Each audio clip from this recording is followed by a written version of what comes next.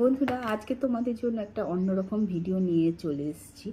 ভিডিওটা হচ্ছে আমার এরকম ঘরে দুটা এরকম দুগাছা বালা ছিল, মানে পলা বাঁধানো। আগে এক সময় খুব রূপোর জিনিসের খুব চল ছিল, মাঝে একটু রূপোটা জিনিস এখন আর মাঝে চলতো না। আবার ইদানিং আবার নতুন করে ঘুরে ফিরে কিন্তু আবার রূপোর জিনিসের চল এসছে। তা আমার এইগুলো ইউজ করা হতো না, অনেক দিন হয়েছে। তা আমার একদম কালো হয়ে গেছিলো না ব্যবহার করতে করতে। এই যে দেখো, যেখানে কতটা দেখাতে পারছি বুঝতে পারছি না। এই যে কালো দেখতে পাচ্ছ, এরকম কালো হয়ে গিয়েছিল। তা আমি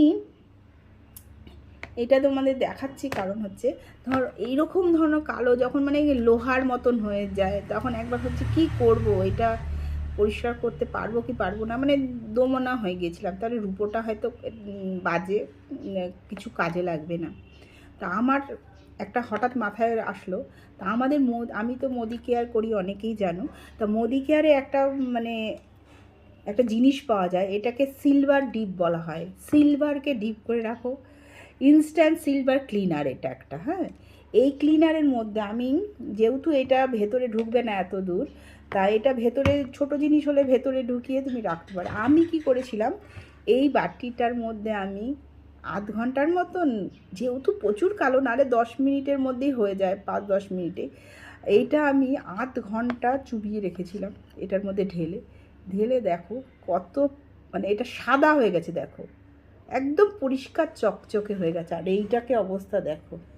এইটা আমি এই জন্যেই তোমাদের কাছে মানে কম্পেয়ার করার জন্য তোমাদের যে দেখাচ্ছি। দেখো কত কালো। আরও এটাও চুবিয়েছিলাম, যেহেতু এরকম করে এটা নিচে আর এটা উপরে দিয়েছিলাম, দুটোটা এতটা বেশি হচ্ছিল না।